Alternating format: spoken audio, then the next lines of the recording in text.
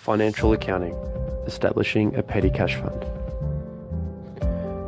The purpose of a petty cash fund is to allow for the reimbursement or purchase of minor anticipated business expenses, where the use of alternative means is neither feasible nor cost effective.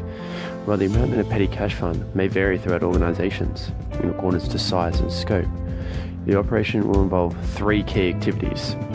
Firstly, establishing the fund. Secondly, making payments from the fund. And finally, replenishing the fund. To initially start a petty cash fund, you need to open a general ledger account entitled Petty Cash.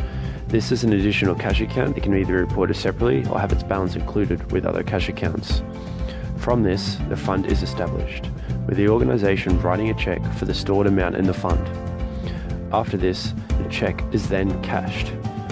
And finally, an employee is designated as a custodian of the fund.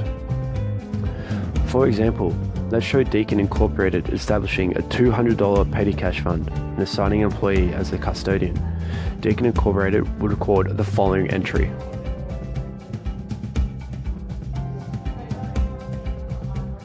From the payments of the fund, any qualifying expenditures can be paid from the petty cash fund from one of two ways. Cash can be taken from the fund to make the payment, or employees are reimbursed after making the payment with their own money. Receipts should always be collected and stored by the custodian, and only when the fund is being replenished, a journal entry is recorded for this account.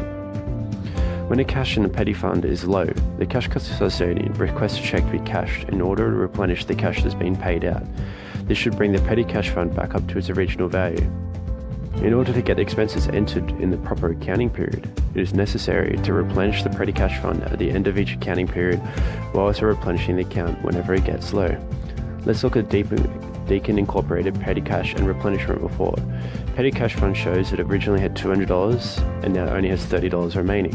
So we request $170 as shown in the receipts in the fund, which total $170. From this, Deacon Incorporated creates a journal entry from the 30th of June at the end of the month, showing all of these as expenses and totaling $170. Now, what happened if there wasn't $170 in the cash fund? This would be classified as a cash over insured, which would determine if it's a debit or credit of excess or less. Thank you for listening.